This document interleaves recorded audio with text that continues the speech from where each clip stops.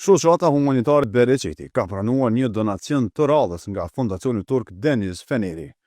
Ky donacion përfshin një maune të ngarkuar me rroba, pajisje elektrike shtëpiake, tepi dhe orendi të ndryshme, të cilat do të shpërndahen për familjet në nevojë. Përfaqësuesi Bereqetit Xheladin Fazliu thotë se ky donacion është shumë i mirë se ardhur, duke pasur parasysh kërkesat e familjeve nevojtare në Kosovë dhe Mëgjer.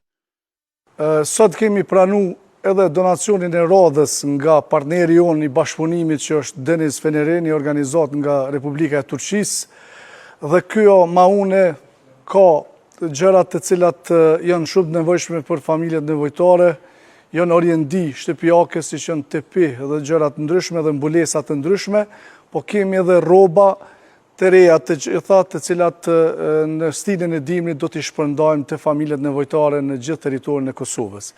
Andaj me këtë rast, ky bashkëpunim po shifet që po vazhdon me shoqatën Bereqeti, që është i vetmi partner në Kosovë i Deniz Feneri, dhe edhe në të ardhmen do të bashkëpunojmë me organizatën Deniz Feneri në të mirë të nevojtarëve. Përveç rasteve sociale nga ky donacion, do të përfitojnë edhe institucionet lokale në vend. Po ashtu nga ky donacion do të përfitojnë jo vetëm rastet sociale në Kosovë, por edhe në zonat e Shqipërisë Veriore.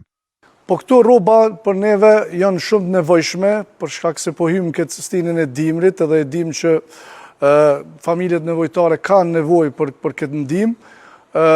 Bashkërisht me koordinatorët tonë do të mundohemi edhe me disa organizata dhe shoqata të cilat janë në Kosovë, bashkërisht me ta do t'i shpërndajmë, sidomos në vendet rurale, por pjesë ose ky donacion që ka arritë të ne, një pjesë e këtij donacioni do të shkon edhe në Shqipërinë Veriore, si që është Kuksi, Tropoja, Bajramcuri dhe Kruma, sepse edhe atje ka nevojtarë të cilët presin ndihmën tonë.